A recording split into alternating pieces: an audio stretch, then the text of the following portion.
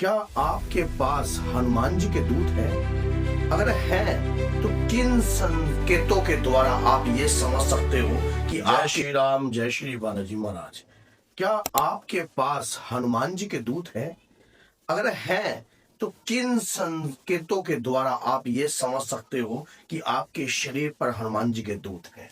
अगर हनुमान जी के दूत हैं, तो अब हमें आगे की कार्रवाई क्या करनी चाहिए, किस प्रकार से करनी चाहिए? कई भक्तों के मन में इस प्रकार का संदेहजनक सवाल खड़ा रहता है हर पल कि हमारे शरीर पर बालाजी के दूत हैं या कोई प्रेत है, और वो उसी सवाल में कंफ्यूज हो जाते हैं। उन्हें समझ नहीं आता कि हाँ, अगर दूत है तो हमें कुछ दिखाई क्यों नहीं दे रहा, अगर कोई शक्ति है तो हमें कुछ महसूस क्यों नहीं हो रहा, तो अगर हमारे पास कोई ऊर्जा है तो हमें सामने वाले की नकारात्मकता क्यों नहीं दिख रही है। तो ये आज सारी बातों पर मैं पर्दा उठाऊंगा। अगर आप वीडियो के एंड तक बने रहोगे तो ही पूरी जानकारी आपको समझ में आएगी। वीडियो हितकारी है, कल्याणकारी है, समाज के लिए भी, लोगों के लिए भी, जो निरंतर हनुमान जी की भक्ति करते हैं उनके लिए भी। देखिए, दूत होते कौन है, सबसे पहली बात ये जानना बहुत जरूरी है।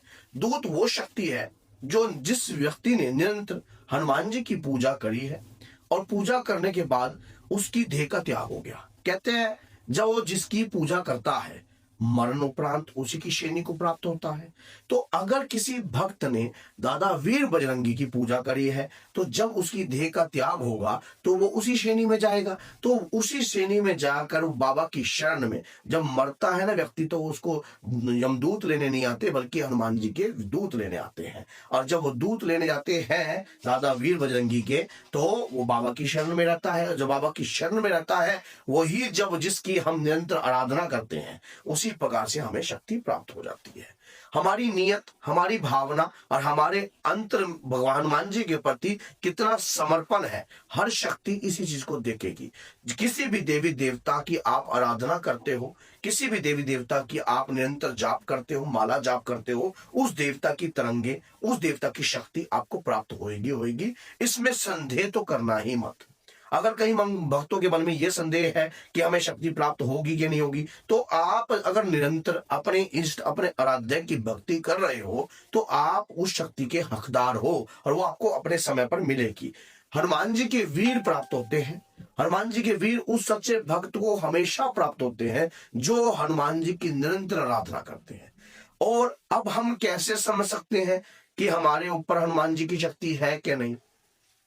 शक्ति जब भी आपके शरीर में आती है, कुछ ऐसे संकेत आपको प्राप्त दिलाती है जिससे आप समझ सकते हो कि ऊर्जा है। जैसे ही आप हनुमान चालीसा पढ़ते हो, आपके शरीर में एक तेज उत्पन्न होता है। वो आपको समझ में नहीं आता है कि तेज कैसे उत्पन्न हो गया है। वो तेज उत्पन्न होता है, सियावर राम जय जय राम, मेरे प्रभु राम जय जय राम, करो कल्याण जय जय राम, अवधपति राम जय जय राम। आप पहले पूजा करते थे ना, तो आपको मजा नहीं आता था।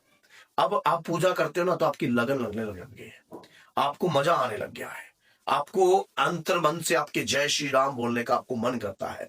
कोई आपको फोन करता है तो आप तुरंत कहते हो जय श्री राम जी, जय जय श्री राम। मानो आप हर व्यक्ति के मुख से राम नाम सुनना चाहते हो। शरीर पर ऊर्जा आ गई है, बेकायदा शर्त यह है वो आपके समझ में नहीं आ रही है। समझ के लिए गुरु के सानिध्य की आवश्यकता पड़ती है, हर व्यक्ति को पड़ती है। और जैसे ही शरीर पर ऊर्जा आ रही है, वो ऊर्जा अपना आपको महसूस भी करा रही है कि मैं आपके शरीर पर हूं, लेकिन उस ऊर्जा को समझने के लिए आपको जानना चाहिए कि आप जिस इष्ट, जिस आराध्य की भक्ति कर रहे हो, उससे आपको शक्ति प्राप्त होगी। अब ये समझने के लिए ज्ञान इंद्रियों का बहुत प्रभाव पड़ता है। हमारी जो पंच ज्ञान इंद्रियां हैं, उनका संपर्क जो है शक्ति से शीघ्रता से हो जाता है। जैसे हमारी जो कर्म इंद्रिय है, कर्म इंद्रिय आप जानते हो, जैसे कि हमारा हाथ, पैर, जिह्वा और साथ में उसके द्वार गुदा द्वार हो गया। जैसे कि हमारा ये हमारी कर्म इंद्रियां होती हैं। इनसे हम जैसा कर्म करते हैं, जैसा सोचते हैं, जैसा व्यवहार पैदा करते हैं, यही कर्म इंद्रियां हमें ज्ञान इंद्रियों को जागृत करने में सहयोग देती है। जब हमारा सहयोग होता है, हम संपर्क बनाने लग जाते हैं शक्तियों से। अब शक्तियों की भाषा हमें समझ में आने लग जाती है। हमें पता लगता है कि सामने वाले शरीर के ऊपर नकारात्मकता है।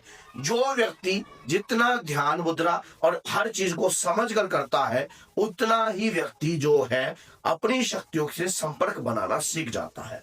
पूजा करने से शक्ति तो सभी भक्तों को प्राप्त होती है, लेकिन कुछ लोग जो है संपर्क नहीं बना पाते क्योंकि उनका कोई गुरु नहीं होता, गुरु से शिक्षा सही रूप से ग्रहण नहीं करी होती, या फिर गुरु जो है सही रूप से ज्ञान देता नहीं है। जब गुरु ही आपको सही रूप से ज्ञान नहीं देगा तो आप कितना भी कोशिश करोगे शक्तियों को प्राप्त करने की, चाहकर भी आप प्राप्त नहीं कर पाओगे, क्योंकि गुरु का इसमें सबसे बड़ा रोल ये होता है, वो हमें समझाते हैं कि आपके शरीर पर ऊर्जा आ रही है, आपके शरीर पर दूत आ रहे हैं। अब आपकी भक्ति पूजा पाठ, आपके भगवान के प्रति आंसू भी निकलते हैं, आप हनुमान जी के लिए रो रहे हो, आपके मन में उनके प्रति जो है एक अंतर मन से बड़ी करुणा निकल के आती है बात। अब वो करना किसी को बता तो सकते नहीं, ना लफ्जों में उसको बयां कर सकते, लेकिन वो करना आ कहां से रही है, वो प्रेम कहां से उमड़ रहा है? वो प्रेम वहीं से उमड़ रहा है जिस शक्ति को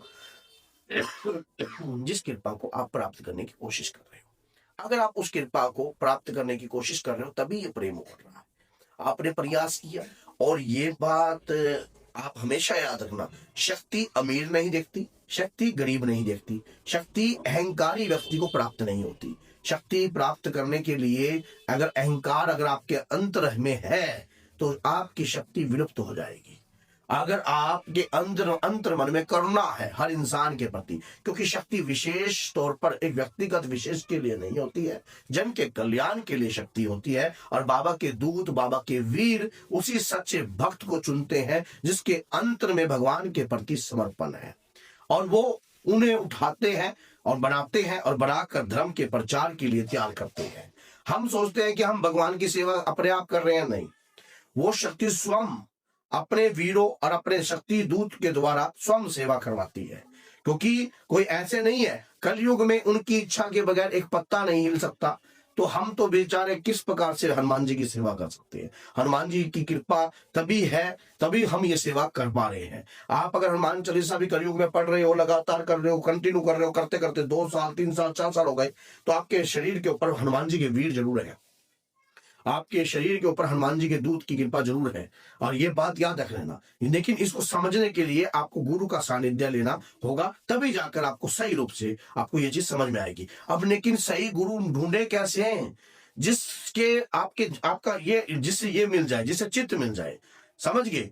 तभी जब चित्त मिल जाता है, हृदय मिल जाता है, चित्त मिल जाता है जब आपकी, तभी जाकर कोई शक्ति प्राप्त होती है। ऐसे कभी शक्ति नहीं प्राप्त होती। आप कोई सोचते कि शक्ति को प्राप्त करने के लिए गुरु धारणा करना, आप हनुमान जी से प्रार्थना कीजिए कि हे हनुमान जी महाराज, मैं आपकी भक्ति के लायक हूं, आपकी शक्ति के लायक हूं, तो मुझे सच्चे गुरु की तलाश है, मुझे मिलवा दीजिए। तो कहीं ना कहीं स्वप्न के माध्यम से, किसी ना किसी माध्यम से हनुमान जी आपको जरूर संपर्क करवाएंगे आपके गुरु से। तो अगर वीडियो अच्छी लगी है और जन कल्याण में हितकारी है तो शेयर कीजिए। तो बोलिए जय सीताराम, जय श्री बालाजी, जय माता दी।